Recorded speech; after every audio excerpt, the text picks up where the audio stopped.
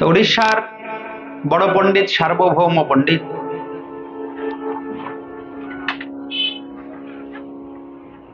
সার্বভৌম পণ্ডিত মহাপ্রভুকে বললেন, প্রভু আমার গৃহে আপনি ভিক্ষা গ্রহণ করুন।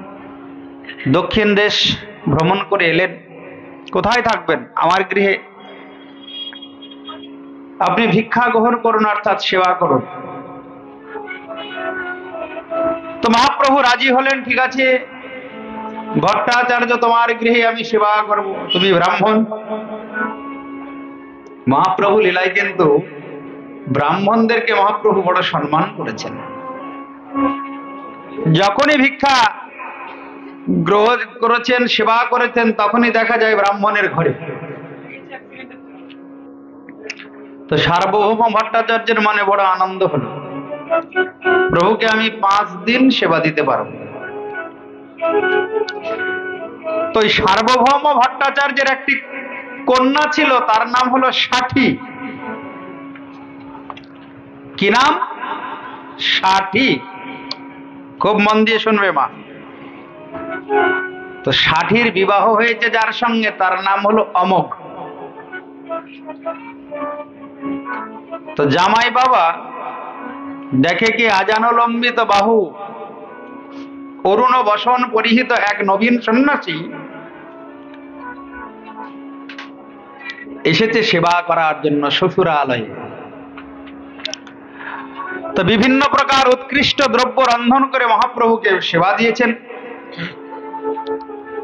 তো ষাঠির যে স্বামী, সেই অমোঘ এসে মহাপ্রভুর সম্মুখে ওই সমস্ত নৈবেদ্য দর্শন করে বলছেন, বাবা সন্ন্যাসী আবার এত ভোগী হয়? আমি জানি সন্ন্যাসী ত্যাগী হবে, ভালো না খাইবে ভালো না পরিবে, তো সন্ন্যাস বেশ ধারণ করে এত ভোগ? ভোগী সন্ন্যাসী বলে নানা প্রকার নিন্দা করতে লাগলেন।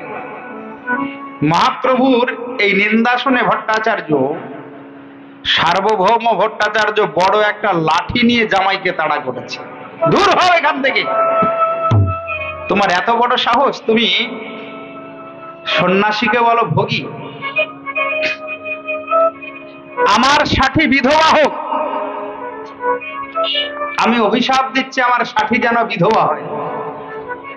মানে আমার ওই জামাই দরকার নাই, ওরকম জামাই বেঁচে থাকার থেকে মরে যাওয়া ভালো। আমার ষাঠি, মানে মেয়ের নাম ষাঠি, আমার ষাঠি বিধবা হোক, ওই রকম জামাই আমার প্রয়োজন নাই। যারা কৃষ্ণ বিমুখ, কৃষ্ণ ভক্তকে যারা ভালোবাসে না, ওই রকম জামাই বেঁচে থাকার থেকে মরে যাওয়া ভালো। কারণ ওই জামাই সারা জীবন মেয়েটাকে কষ্ট দেবে। যারা অসুর হয় তারা কি কখনো কাউকে ভালোবাসতে পারে? যাদের মধ্যে আসরিক স্বভাব, তারা কখনোই কাউকে ভালোবাসতে পারে না। ভালোবাসা নিতেও জানে না, ভালোবাসা দিতেও জানে না।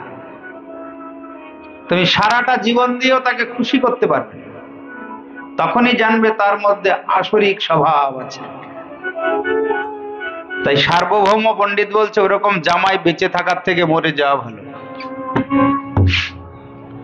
নেশা করে, অখাদ্য কুখাদ্য খায়, ওরকম জামাই বেঁচে থেকে লাভ আছে? কিন্তু জামাই যদি শুদ্ধ ভক্ত হয়, বৈষ্ণব হয়, তাহলে আমার মেয়ের জীবনটাও ধন্য হয়ে যাবে। কেন? আমার মেয়ে তো অর্ধাঙ্গিনী, জামাইয়ের সেবা করেই অর্ধেক ভজনের ফল অনায়াসে পেয়ে যাবে।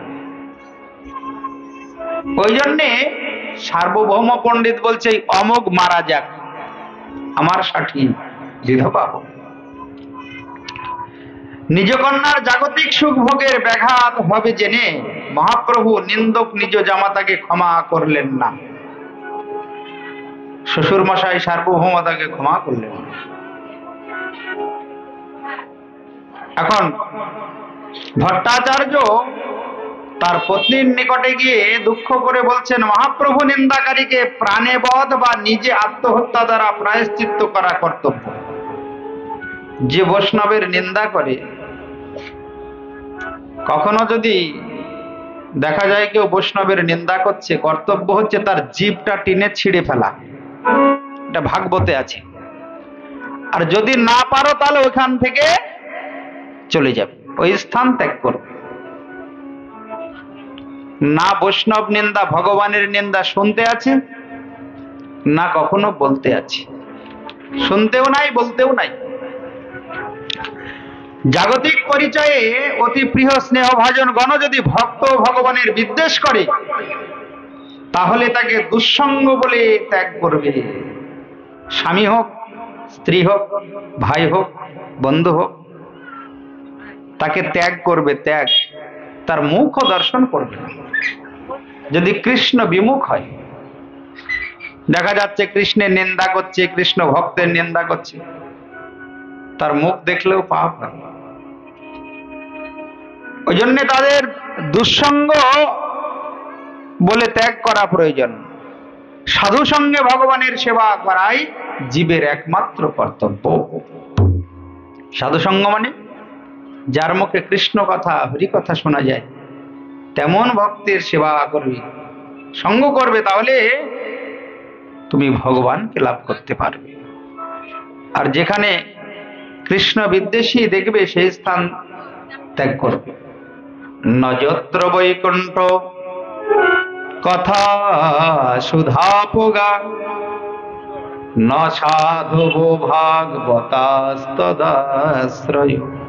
দেখুন ভাগবত কি বলেছে, নযত্র যোগেশ মখা মহোৎসব সুরেশ লোকপি নবৈষ সেব্যতাম। সুরেশ লোকপি নবৈষ সেব্যতাম।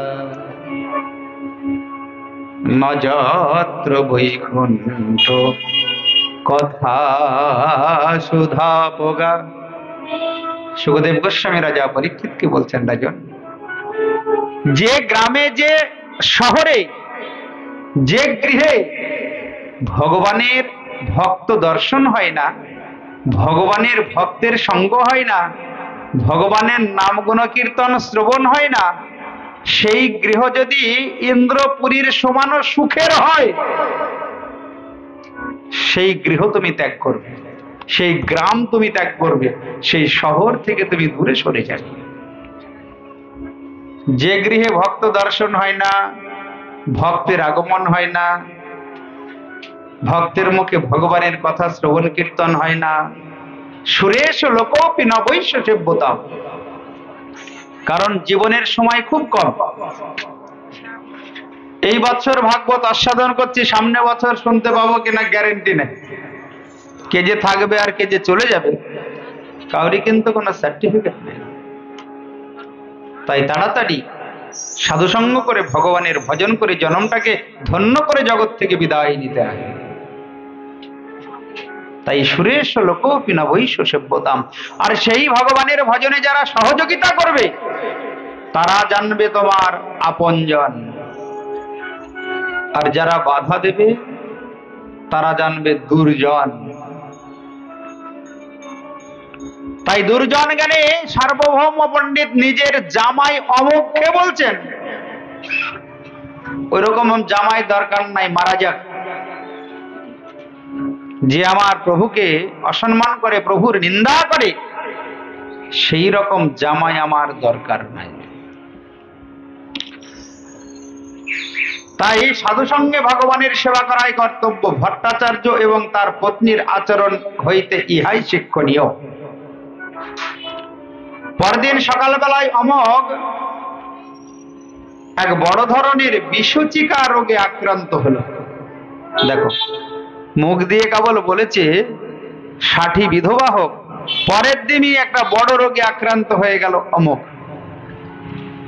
কৃপাময় গৌরহরি শোনা মাত্র তার নিকটে গিয়ে বক্ষে হস্ত প্রদান পূর্বক তাকে রোগমুক্ত করে কৃষ্ণ নাম করার উপদেশ দান করলেন। অমোঘ, কৃষ্ণ নাম কর। কৃষ্ণ নাম করলে তোমার রোগও দূর হবে, দেহ রোগ দূরে যাবে, আবার ভব রোগও দূর হয়ে যাবে। মহাপ্রভু কৃপা করলেন, ওই অমোঘ রোগ মুক্ত হয়ে গেল, সেখান থেকে বড় ভক্ত হয়ে গেল, খুব বড় ভক্ত হয়ে গেল। সর্বক্ষণ কৃষ্ণ কৃষ্ণ কৃষ্ণ কৃষ্ণ কৃষ্ণ কৃষ্ণ বলে কাঁদে। এই জগতে মানুষ সহজে ভগবানের ভক্ত হতে চায় না, যখন বিপদে পড়ে তখন কিন্তু ভগবানকে ডাকে। আর যারা সহজেই ভক্ত হয়ে যায় ছোটবেলা থেকে, তারা জানবে জাতরতির ভক্ত। অনেক ভক্ত আছে বাচ্চা বয়স থেকে আমিষ টামিষ কিছু খায় না সারা জীবন, আর কিছু ভক্ত আছে ভালো করে আগে ভোগ করে নেয়, তারপরে দেখে তো এর মধ্যে তো শুধু ভোগান্তি, যত ভোগ তত রোগ, তখন ছাড়ে। আর যারা দুর্ভাগা হতভাগা জীবনেও ছাড়বে না, ভাগবত শুনবে, প্রসাদও খাবে, আবার যেটা না খাওয়ার সেটাও খাবে। জানবে এরা সবচাইতে বড় হতভাগা দুর্ভাগা, তাদের কোনোদিন কোনো ভালো গতি হবে না, কোন জন্মে তাদের সৎ গতি হবে না। ভগবান দেখেন যত বড়ই পাপী হোক আমার চরণে শরণ নিয়ে যদি সব ছেড়ে দেয় তাহলে কিন্তু ক্ষমা করে দেবে। জগাই মাধাই যখন চরণে শরণ নিলেন, মহাপ্রভু বললেন, জগাই মাধাই আর না করিহ পাপ। জগাই মাধাই বলে, আর না রে বাপ, কথা দিলাম আর ওই পাপ কর্ম করব না। ভগবান সচিনন্দন গৌরহরি সঙ্গে সঙ্গে তার বক্ষে আলিঙ্গন দিলেন। কিন্তু যে দুর্ভাগারা শোনার পরেও খায়, ভগবান তার মুখ দর্শন করে না। ভগবান তো নিজে এসে বলবে না, তার নিজজন গুরু বৈষ্ণবকে দিয়ে জগতে তার কথা প্রচার করেন, বলান, বলো তারা যেন কৃষ্ণ বিমুখ না হয়ে কৃষ্ণ উন্মুখ হয়, তারা যেন আমার চরণে আশ্রয় নেয়, আমাকে যেন ভালোবাসে। শোনার পরেও যদি কেউ পালন না করে, তার শতাধিক গুণ পাপ বেশি হয়। বলো রাধারণী কে। যারা শুনলো না, পাপ করলো, তাদেরকে ভগবান ক্ষমা করে দেবে, কিন্তু যারা শোনার পরেও ওই পাপ কর্ম থেকে বিরত হবে না, তাদেরকে কিন্তু ভগবান ক্ষমা করবেন না। তাই 7 দিন ভগবানের কথা শ্রবণ করে যেন জীবনের একটু পরিবর্তন হয়, তবেই এই ভাগবত শুনতে আসা সার্থক হয়। মহাপ্রভু বৃন্দাবন গমন করার বাসনা করলেন। রামানন্দ সার্বভৌম ভট্টাচার্য অনেক ভাবে বোঝালেন, প্রভু বৃন্দাবন অনেক দূর, আপনি এই তো এলেন দক্ষিণ ভারত দর্শন করে, কত পথ নদী নালা পাহাড় পর্বত অতিক্রম করে আপনি এলেন, আবার বৃন্দাবনে যাবেন। এখন মহাপ্রভুর বাসনা হয়েছে, প্রভু আমার বৃন্দাবন যাবেন। তো মহারাজ প্রতাপরুদ্র মহাপ্রভুর গমন পথে অনেক প্রকার ব্যবস্থা করে দিলেন। চিত্রোৎপলা নদী পার হইলে রামানন্দ অঙ্গরাজ ও হরিচন্দন মহাপ্রভুর সঙ্গে চলিলেন। বৃন্দাবন কেন যাচ্ছেন না, ভগবানের লীলাভূমি হলো বৃন্দাবন। এখনো বৃন্দাবনে 8টি কালে 8টি লীলা হয়। দাপর যুগে হয়েছে প্রকট লীলা, এখন হচ্ছে অপ্রকট লীলা। এখনো বৃন্দাবনে ভগবান গোচারণে যান, সূর্য পূজা লীলা হয়, ফেরাগষ্ট লীলা হয়, রূপানুরাগ আক্ষেপানুরাগ রাসলীলা নিত্য হয়। যারা নিকুঞ্জবনে গিয়েছেন দেখবেন সন্ধ্যাবেলায় ওখানে আর কোনো বানর থাকে না। সেবাকুঞ্জ নিকুঞ্জবনের যত বৃক্ষ, ওই বৃক্ষগুলি এক একটা ঋষি মনি ঋষি, তারা গভীর রাত্রে সব মানব রূপ ধারণ করে ভগবানের অপ্রাকৃত লীলা দর্শন করে। ওইখানে প্রত্যেক দিন রাসলীলা নিধুবন নিকুঞ্জবনে। তাই লীলাভূমি দর্শন করার জন্য সচিনন্দন গৌরহরি যাচ্ছেন। কটক থেকে মহাপ্রভু গদাধর পণ্ডিতকে শপথ দিয়ে ভট্টাচার্যের সহিত পুরীতে পাঠালেন। ভদ্রক থেকে রামানন্দ রায়কে ফেরত পাঠালেন, যাও তোমরা পুরীতে ফিরে যাও, নীলাচলে ফিরে যাও, আমি যাব বৃন্দাবনে। তো ভক্তগণ বলে, প্রভু আপনি একা যাবেন? কণ্টকাকীর্ণ পথ, বিপদ সংকুল পথ, কখন কোথায় বিপদ হয় আপনি সঙ্গে কাউকে রাখুন। মহাপ্রভু তো কাউকে রাখতে চায় না। তো মহাপ্রভু কি করলেন, বৃন্দাবন যাওয়ার পথে পানিহাটিতে রাঘব পণ্ডিতের আলয়ে এসে উপস্থিত হলেন। তারপরে কুলিয়া থেকে মহাপ্রভু বৃন্দাবন দর্শনে যাত্রা করলেন। অসংখ্য লোক মহাপ্রভুর দর্শনার্থে ব্যাকুল হয়ে পশ্চাৎ পশ্চাৎ অনুসরণ করল। তো মহাপ্রভু গৌড়ের নিকট রামকেলি গ্রামে এসে উপস্থিত হলেন।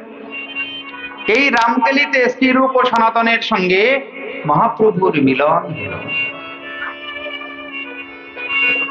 শ্রীরূপ গোস্বামী আর সনাতন গোস্বামী হুসেন শাহের দুইজন মন্ত্রী ছিলেন। একজনের নাম দবির খাস আর একজনের নাম শাকর মল্লিক। এই হলো রূপ সনাতন। রূপ সনাতন তো মহাপ্রভু নাম দিলেন। আগে নাম ছিল দবির খাস আর শাকর মল্লিক। ষড় গোস্বামীর মধ্যে যারা, ওই যে রূপ গোস্বামী সনাতন গোস্বামী, তারা হুসেন শাহের আমলে মুসলমানের অধীনে চাকরি করতেন। তো শ্রীরূপ সনাতনের পূর্ব নাম সন্তোষ অমর ছিল। দবির খাস আর শাকর মল্লিক নাম দিয়েছিলেন হুসেন শাহ, আর মহাপ্রভু নাম দিয়েছিলেন রূপ আর সনাতন। এখন রামকেলিতে মহাপ্রভুর সঙ্গে নিত্যানন্দ, হরিদাস, শ্রীবাস, মুকুন্দ, জগদানন্দ সবাই একত্রিত হল। মহাপ্রভু ভক্তগণের সহিত রূপ সনাতনকে পরিচয় করিয়ে দিলেন। সনাতন প্রভু মহাপ্রভুকে একটি আদেশ করলেন, প্রভু এই লক্ষ লোক নিয়ে বৃন্দাবনে যেতে নাই। আপনার পেছনে তো লক্ষ লক্ষ লোক, লক্ষ লক্ষ ভক্ত, যাহা সঙ্গে চলে এই লোক লক্ষ কোটি, বৃন্দাবন যাইবার এ নহে পরিপাটি। অন্তরঙ্গ ভক্ত নিয়ে বৃন্দাবনে যেতে হয়। অন্তরঙ্গ ভক্ত ছাড়া কখনোই বৃন্দাবনে যেতে নাই। তাই মহাপ্রভু বৃন্দাবন না গিয়ে কানাই নাটশালা হইতে ফিরে আসলেন। মহাপ্রভু কানাই নাটশালা আগমন করিয়া কানাইয়ের বিবিধ লীলা বিলাস দর্শন পূর্বক সনাতনের কথা চিন্তা করলেন। না, সনাতন ঠিক বলেছিল, এত লোক নিয়ে বৃন্দাবনে গেলে শুধু উৎপত্তি হবে, যথাযথ বৃন্দাবন দর্শন হবে। তাই মহাপ্রভু সেইবার কি করলেন, বৃন্দাবন যাত্রা পরিত্যাগ করে নীলাচল পথে তিনি শান্তিপুরে অদ্বৈতাচার্যের গৃহে এলেন। অদ্বৈতাচার্যের মনে বড় আনন্দ, দেখে সেই নবীন সন্ন্যাসী সচিনন্দন গৌর হরি বৃন্দাবন যাওয়ার পথে অদ্বৈত গৃহে উপস্থিত হয়েছেন। অদ্বৈত ভবনে 7 দিন অবস্থান করে তিনি আবার নীলাচলে গমন করলেন। অদ্বৈত ভবনে যখন মহাপ্রভু আছেন, তখন রঘুনাথ দাস গোস্বামী এসে মহাপ্রভুর চরণে প্রণাম করলেন। রঘুনাথ, তুমি বড় ভাগ্যবান, এত অল্প বয়সে তোমার কৃষ্ণে অনুরাগ। এই রঘুনাথকে আদি সপ্তগ্রামে হিরণ্য দাস আর গোবর্ধন দাস নামে 2 জমিদার ছিলেন। 2 ভাইয়ের একটা মাত্র পুত্র হয়েছিল। এত বড় জমিদার হিরণ্য দাস আর গোবর্ধন দাস 2 ভাই, সেই সময় বাৎসরিক আয় 20 লক্ষ টাকা। আজ থেকে 500 বছর আগে 1 বছরের আয় ছিল 20 লক্ষ টাকা, 20 লক্ষ টাকা। যখন এই আজ থেকে 500 বছর আগে কলকাতায় 500 টাকাতে 10 বিঘা জমি পাওয়া যেত, তারও কম। অত টাকাও লাগতো না। নিউ টাউনে 500 টাকায় 50 বিঘা জমি যখন হয়, 500 টাকাও লাগবে না 50 বিঘা কিনতে। সেই সময় বাৎসরিক আয় 20 লক্ষ টাকা। সেই জমিদারের একমাত্র পুত্র এই রঘুনাথ। শুনেছেন শান্তিপুরে মহাপ্রভু এসেছেন, আদিসপ্তগ্রাম হুগলি জেলায়। শোনা মাত্রই মহাপ্রভুর চরণে এসে শরণ নিলেন, প্রভু আমি তোমার চরণে থাকতে চাই, তুমি কৃপা করে আমাকে চরণে আশ্রয় দাও। পরিচয় জানলেন, পরিচয় জেনে মহাপ্রভু বললেন, রঘুনাথ এত বড় জমিদারের পুত্র, জমিদারের পুত্র হয়ে তুমি বৈরাগী হবে, ত্যাগী হবে? তুমি এক কাজ করো, ওই রকম ভাবে ত্যাগী বৈরাগী হওয়া যায় না। তুমি গৃহে ফিরে যাও, স্থির হইয়া ঘরে যাও, না হও বাতুল। ক্রমে ক্রমে পাইল ভব সিন্ধুকু, মরকট বৈরাগ্য না কর, লোক দেখাইয়া যথাযোগ্য বিষয় ভঞ্জ, অনাসক্ত হইয়া অন্তরে নিষ্ঠা কর। বাহ্যে লোক ব্যবহার,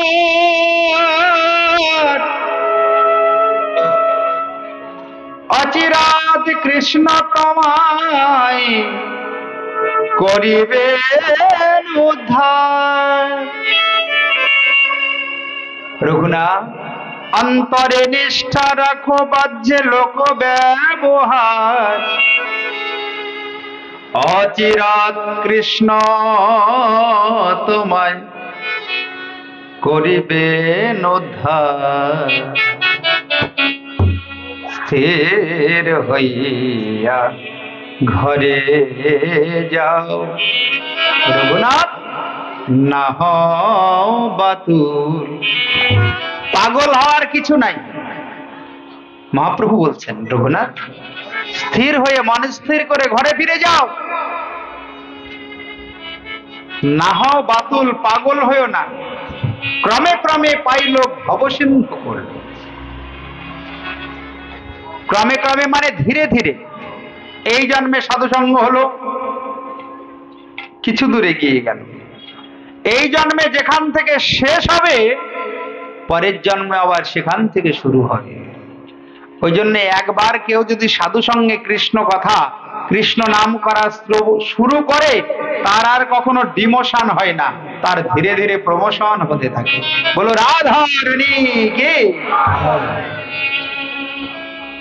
4 লক্ষ বার মানব জনম, এই মানব জনম নিতে নিতে যে জন্মে সাধু সঙ্গ লাভ হয়, সেই জন্মটাই ধন্য হয়ে যায়।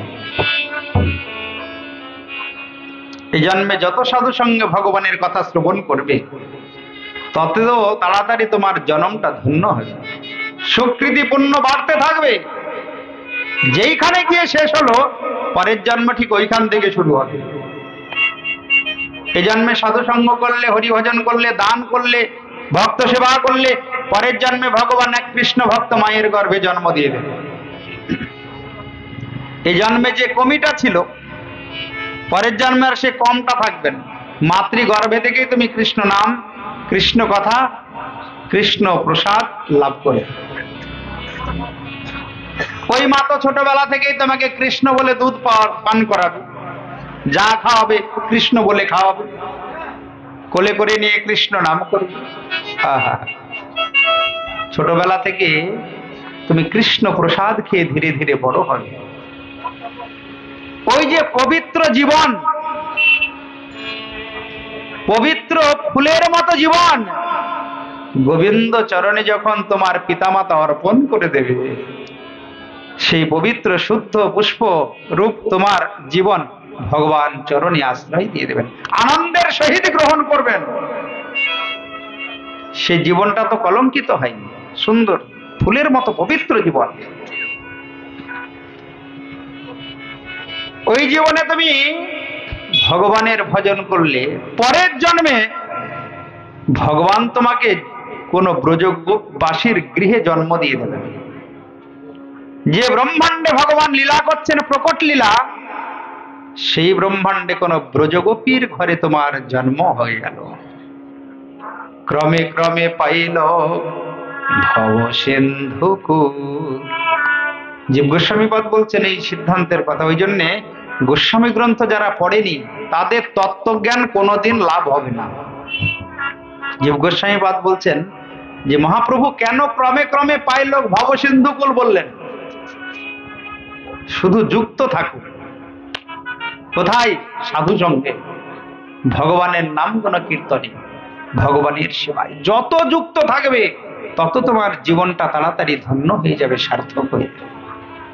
তত তাড়াতাড়ি তুমি গোবিন্দের নিত্যধাম গোলক বৃন্দাবনে নিত্য সেবার অধিকার লাভ করবে। ছাড়বে না, কখনোই ছাড়বে না।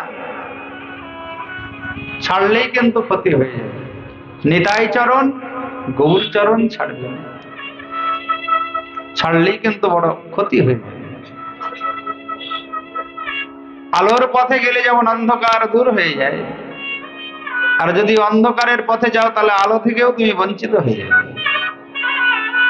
আলোর পথে যাবে, রাজপথে যাবে, ভগবানের পথে যাবে, তোমার জন্মটা ধন্য হয়ে যাবে। রঘুনাথ, তাই চঞ্চল হওয়ার কিছু নাই, তুমি ঘরে যাও। রঘুনাথ ঘরে গেলেন, কিন্তু মন আর ঘরে থাকে না। ওই রূপ যে একবার দর্শন করে সে কি ঘরে থাকতে পারে?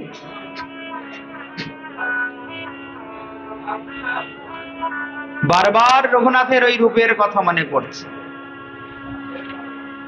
কি রূপ হেরিনু মধুর মরতি প্রীতি রসের সার, হেন লয় মনে এতিন ভুবনে, তুলনা নাহি কো যার।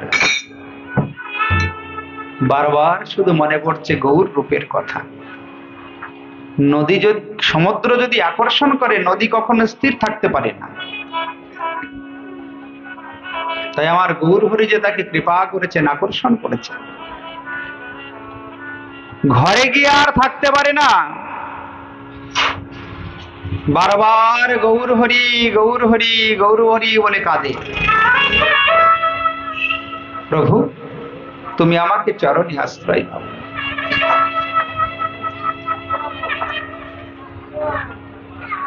থাকতে পারলেন না মহাপ্রভু। যে গ্রামের মধ্যে দিয়ে যেতেন সেই স্থানে অবস্থান করতেন। যে স্থানে অবস্থান করতেন সকল স্থানের জনগণই প্রেম ভক্তি লাভ করত। এই হলো মহাপ্রভুর লীলা, বৃন্দাবন গমন লীলা। শ্রী রামানন্দ স্বরূপ দামোদর বলভদ্র ভট্টাচার্যকে মহাপ্রভুর সঙ্গে দিলেন। প্রভু বলভদ্রকে নিয়ে ঝাড়িখণ্ডের পথে রওনা হয়েছেন। কোথায় যাবেন? বৃন্দাবনে। বনে দেখি ভ্রম হয় এই বৃন্দাবন, শৈল দেখি মনে হয় এই গোবর্ধন। মহাপ্রভু যখনই বন দেখে মনে করে এই হলো বৃন্দাবন, এই বুঝি বৃন্দাবনে এলাম। আর যখন পাহাড় দেখে তখন মনে করে গোবর্ধন। যাহা নদী দেখে তাহা মানয়ে কালিন্দী, মহাপ্রেমা বৈশে নাচে প্রভু পড়ে কান্দি। এই হলো প্রভুর বৃন্দাবন। যেখানে নদী দেখছে চলতে চলতে মহাপ্রভু মনে করছে নেই বুঝি যমুনা, ঝাঁপ দিতে যাচ্ছে। আর বলভদ্র গিয়ে ধরছে, প্রভু এটা যমুনা নয়, প্রভু এটা বৃন্দাবন নয়, এটা গোবর্ধন নয়। মহাপ্রেমা বেশে নাচে প্রভু পড়ে কান্দে, শুধু নয়নে জল।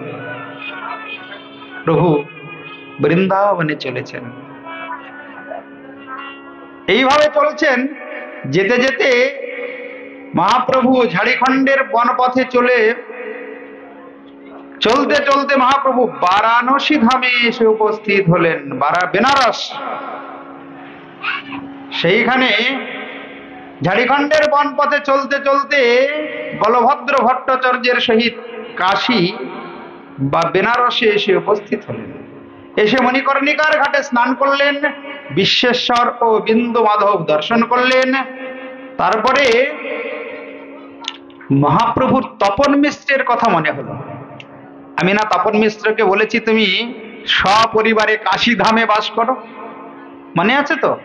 বঙ্গদেশে যখন গেলেন ওপার বাংলায়, তপন মিশ্র চরণে শরণ নিল, দিয়ে জিজ্ঞাসা করলো, প্রভু সাধ্য সাধন তত্ত্ব কি জীবের? মহাপ্রভু উত্তর দিলেন, সাধ্য সাধন তত্ত্ব যা কিছু সকল হরিনাম সংকীর্তনে মিলিবে সকল। তপন মিশ্র, তুমি পরম ভক্ত, তো তুমি এক কাজ করো, কাশী ধামে চলে যাও, আবার আমার সঙ্গে তোমার দেখা হবে। তাই কাশী ধামে তপন মিশ্রের সঙ্গে সাক্ষাৎ করলেন। তপন মিশ্রের তো আনন্দের সীমা নাই। ওই সময়ে তপন মিশ্রের পুত্র রঘুনাথ ভট্ট গোস্বামী মহাপ্রভুর পাদ সেবার উচ্ছিষ্টাদি গ্রহণের সুযোগ পেয়েছিলেন। ওই যে রঘুনাথ ভট্ট, সে হলো তপন মিশ্রের ছেলে। আমরা যে ষড় গোস্বামীর কীর্তন করি, জয়রূপ সনাতন ভট্ট রঘুনাথ, শ্রীজীব গোপাল ভট্ট, দাস রঘুনাথ, এদের পরিচয়টা শুনে রাখুন। রূপ সনাতন এরা হলো দুই ভাই, আর গোপাল ভট্ট বেঙ্কট ভট্ট গোস্বামীর ছেলে, আর রঘুনাথ ভট্ট তপন মিশ্রের সন্তান। জীব গোস্বামী রূপ সনাতন তার ভাইয়ের ছেলে, আর রঘুনাথ দাস গোস্বামী হলো হিরণ্য গোবর্ধন দাসের সন্তান। এই হলো ষড় গোস্বামী। ছজনই বৃন্দাবন লীলায় মঞ্জরি ছিলেন। মঞ্জরি মানে বোঝেন? তাহলে তো এখন মঞ্জরি তত্ত্ব বলতে হয়। মঞ্জরি মানে তুলসীর উপরে থাকে, দেখেছেন? যারা রাধারানীর সবচাইতে প্রিয়।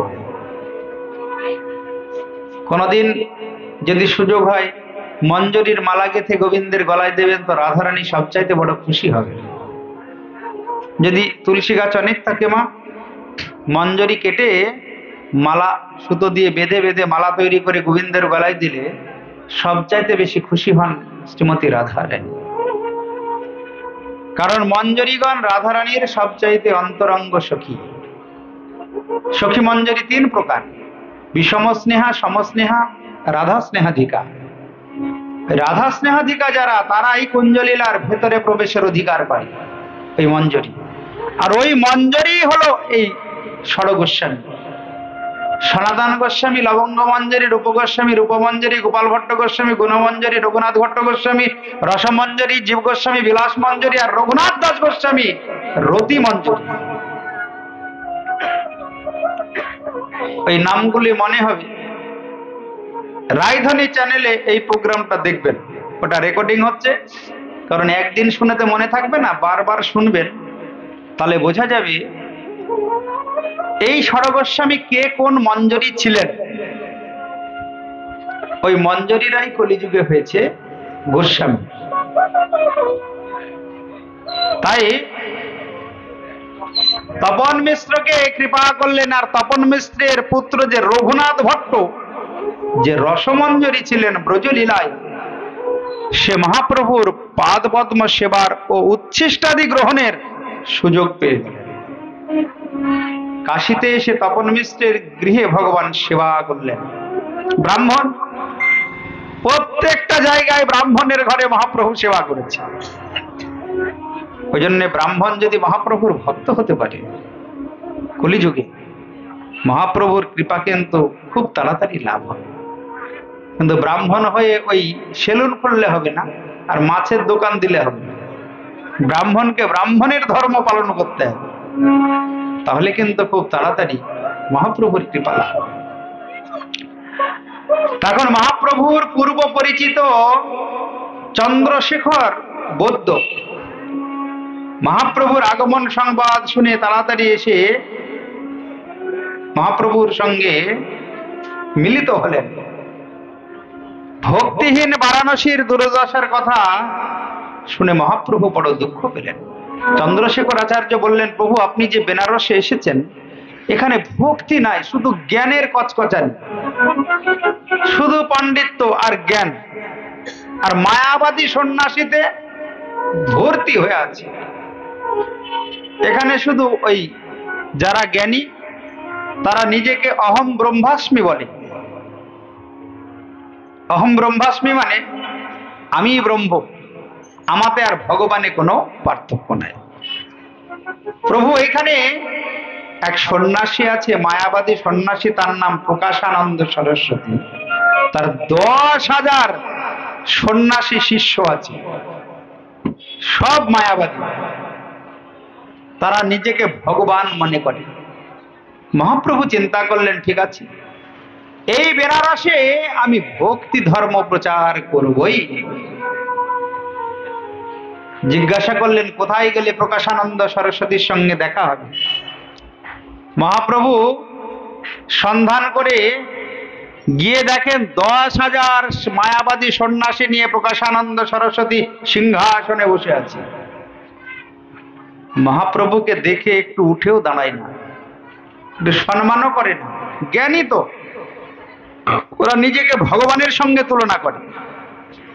তো মহাপ্রভু করলেন কি, যেখানে পাদ প্রক্ষালন করা হচ্ছে সেই ভেজা কাদা জায়গা, জল জমে আছে, ওইখানে গিয়ে বসে পড়লেন। মহাপ্রভু নিজের দৈন্যতা দেখাচ্ছেন, দেখো বৈষ্ণব হলে কত দৈন্য হতে হয়। বসে পড়লেন,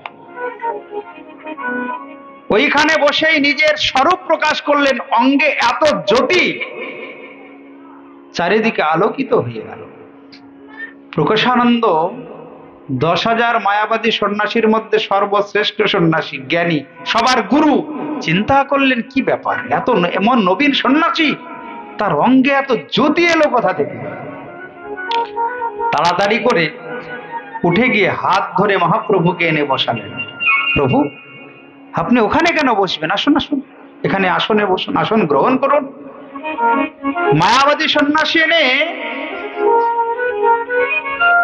বসাতেই এবার মায়াবাদকে খণ্ডন করা শুরু করলেন শচীনন্দন গৌর হরি। প্রভু কহে মায়াবাদী, কৃষ্ণে অপরাধী, ব্রহ্ম আত্মা চৈতন্য কহে নিরবধি। অতএব তার মুখে না আইছে কৃষ্ণ নাম, কৃষ্ণ নাম কৃষ্ণ স্বরূপ দুই তো সমান। নাম বিগ্রহ স্বরূপ তিন এক রূপ, তিনে ভেদ নাহি তিন চিদানন্দ রূপ। দেহ দেহির নাম নামের কৃষ্ণে নাহি ভেদ, জীবের ধর্ম নাম দেহ স্বরূপ বিভেদ। অতএব কৃষ্ণের নাম দেহ বিলাস, প্রাকৃতেন্দ্রিয় গ্রাহ্য নহে হয় সপ্রকাশ। মহাপ্রভু এই সকল অপরাধী মায়াবাদীদের সঙ্গ করতে ভক্তদের নিষেধ করলেন। সেইখানে 10 দিন অবস্থান করলেন এবং ব্রাহ্মণগণকে কৃপা করে কাশী হইতে প্রয়াগের পথে মথুরায় গমন করলেন মহাপ্রভু। ওই প্রকাশানন্দ সরস্বতী যুক্তি তর্কে পরাজিত হয়ে মহাপ্রভুর চরণে শরণ নিয়েছিলেন।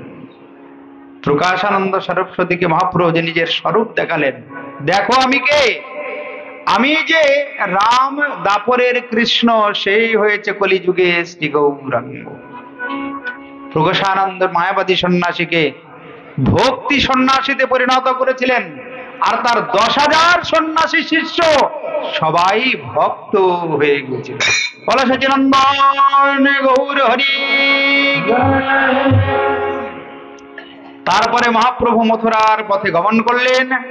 প্রয়াগে 3 দিন থেকে কৃষ্ণ নাম প্রেম বিতরণ করে মহাপ্রভু মথুরায় এসে উপস্থিত হলেন। দাক্ষিণাত্যের ন্যায় পশ্চিম দেশেও মহাপ্রভু সকল লোককে বৈষ্ণবে পরিণত করেছিলেন। মথুরা মণ্ডলে এসে দর্শন করছেন। প্রথমে ওই কংসের কারাগার, আদি কেশব, বিশ্রাম ঘাট, এইগুলি দর্শন করলেন। আদি কেশবটা কোথায়? ওই কংসের কারাগারের পাশেই, যেখানে এসে বিশ্রাম করেছিলেন যমুনার তটে, ওই জায়গাটির নাম বিশ্রাম ঘাট। এইভাবে মহাপ্রভু বৃন্দাবন দর্শন করে চলেছেন। বিশ্রাম ঘাট, দীর্ঘ বিষ্ণু, ভূতেশ্বর মহাদেব, মহাবিদ্যা, গোকর্ণাদি দর্শন করলেন। এখন দর্শন করতে করতে আরিড গ্রামে এসে উপস্থিত হলেন, যেখানে ওই রাধাকুণ্ড আর শ্যামকুণ্ড প্রকাশ হয়েছে। ওই জায়গার আগের নাম ছিল আরিড গ্রাম, যেখানে ভগবান শ্রীকৃষ্ণ অরিষ্টাসুরকে বধ করেছিলেন।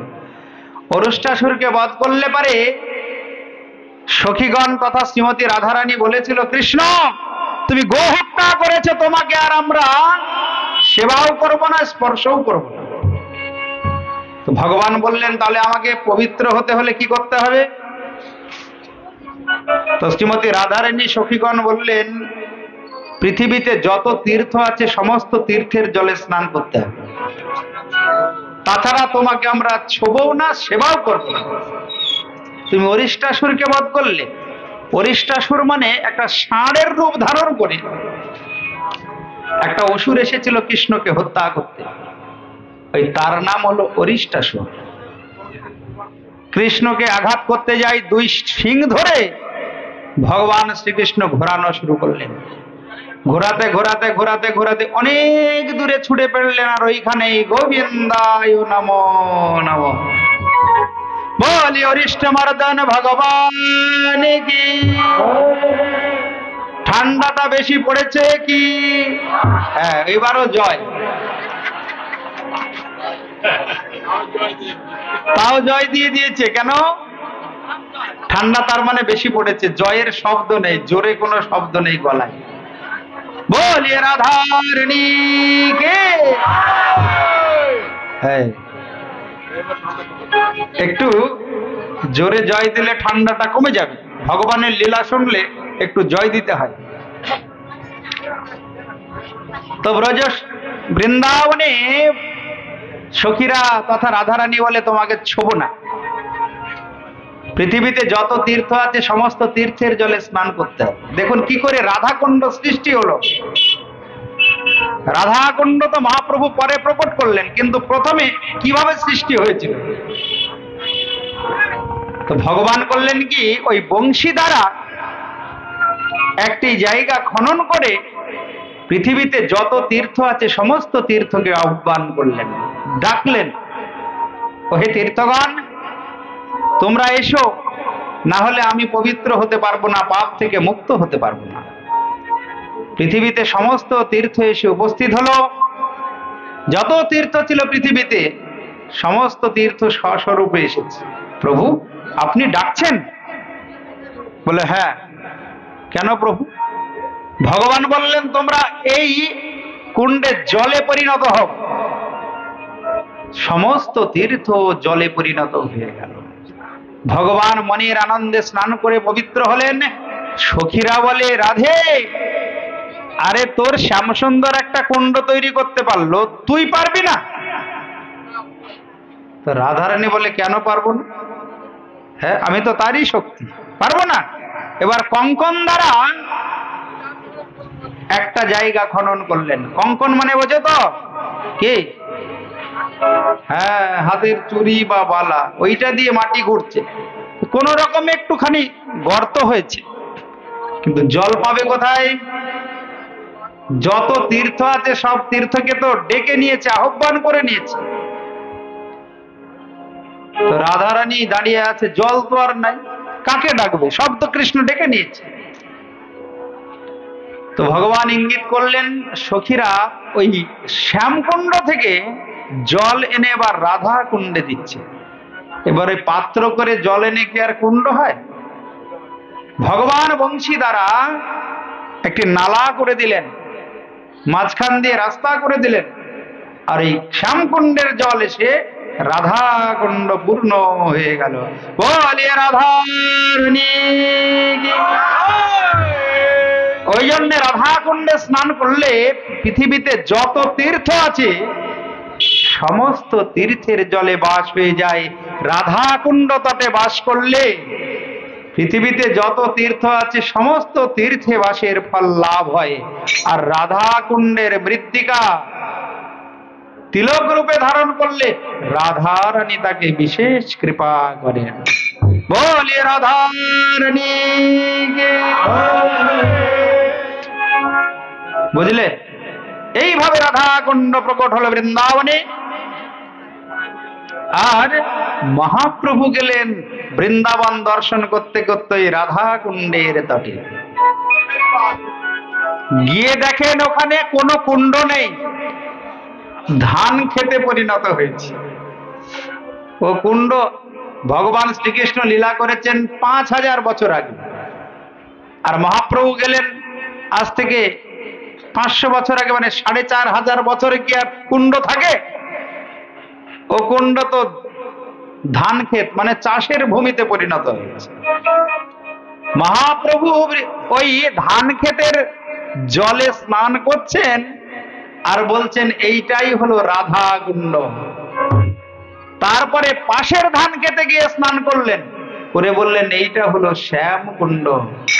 ওই কুণ্ডের মৃত্তিকা নিয়ে প্রভু আমার তিলক করলেন। সেইখান থেকে রাধা কুণ্ড আর শ্যামকুণ্ড প্রকট হলো। তাই মহাপ্রভু যদি কলিযুগে না আসতেন আমরা বৃন্দাবনকে কোনোদিন খুঁজে পেতাম না। মধুর বৃন্দা বিপিন মাধুরী প্রবেশ চাতুরী সার বরজ যুবতী ভাবের ভগতি শকতি হইত কার। আজকে যে আমরা বৃন্দাবনে যাই এটা কার অবদান জানো মা? এটা মহাপ্রভুর অবদান। মহাপ্রভু এই বৃন্দাবন প্রকট করেছেন, রাধাকুণ্ড শ্যামকুণ্ড প্রকট করেছেন। যদি গৌর না হইতো কেমনে হইতো, কেমনে ধরিতাম দে রাধার মহিমা প্রেম ও রসসীমা জগতে জানাতো কে। তাই গৌর হরির দেশে বঙ্গদেশে এই বাংলায় আমাদের পশ্চিমবঙ্গে জন্ম হয়েছে। যে পশ্চিম বাংলায় আমার কলিযুগে পাবন অবতার সচিনন্দন গৌর হরি জন্ম নিয়েছে। আমরা কত ভাগ্যবান ভাগ্যবতী বলো। আমাদের জন্ম ওই আমেরিকা ব্রাজিল অস্ট্রেলিয়ায় হয়নি, ভারত ভূমিতে আবার পশ্চিমবঙ্গে হয়েছে। এই বঙ্গদেশে জন্ম নিয়ে যদি আমরা গৌর চরণ আশ্রয় না করি, দুর্ভাগা হতভাগার মতো মহাপ্রভুকে ছেড়ে অন্য কাউকে ভগবান ভগবান বলে চিৎকার করি, আমাদের কোনোদিন মঙ্গল হবে? কোনোদিন আত্মকল্যাণ হবে? কোনোদিন আত্মকল্যাণ সম্ভব নয়। তাই গৌর ভক্তের সঙ্গ করতে হবে, গৌর কথা শ্রবণ করতে হবে। আর সচিনন্দন গৌর হরির আনা ভুবন মঙ্গল হরিনাম সংকীর্তন করতে হবে। তাই মহাপ্রভু বৃন্দাবনে ঘুরছেন আর হরিনাম গাইছেন। গায়ে গোরা চাঁদ জীবের তরে কৃষ্ণ কৃষ্ণ হরে হরে এ নাম